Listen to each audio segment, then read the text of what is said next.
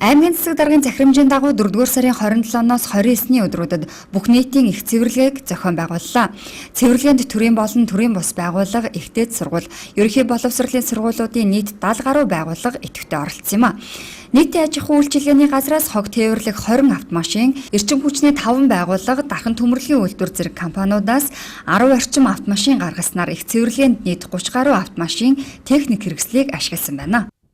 Аймгийн засаг даргын 2016 оны 4-р сарын 25-ны өдрийн А106 дугаар захирамжийн дагуу 4-р сарын 27-оос 29-ны өдрүүдэд аймгийн хэмжээнд бүх нийтийн их цэвэрлэгээ зохион байгуулахаар шийдвэрлсэн.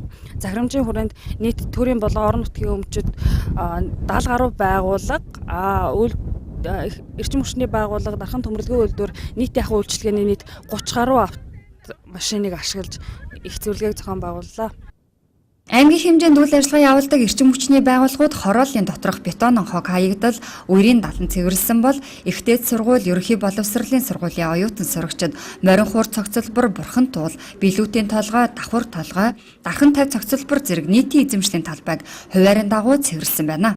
Манай дархан дэс сургуулийн 100 гаруй оюутнууд, 10 гаруй багш нар энэ өдөр засаг даргын захирамжийн дагуу малчин багийн хөтөл хороолт нийтийн цэвэрлэгийг бол хийж байна.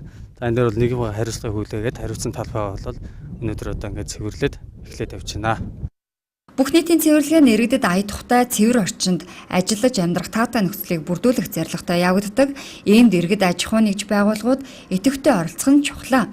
Энэ удаагийн бүх нийтийн цэвэрлэгээ нь аймгийн засаг даргын захирамжийн хүрээнд зохион байгуулагдаж, иргэд байгууллагууд идэв санаачлагтай оролцож, үр дүнтэй ажилласан бөгөөд аймгийн захирагчийн албанаас байгууллагуудын тайлан мэдээллийг 5 дугаар сарын 2-ны өдөр нэгтгэн мэдээлэх юм байна.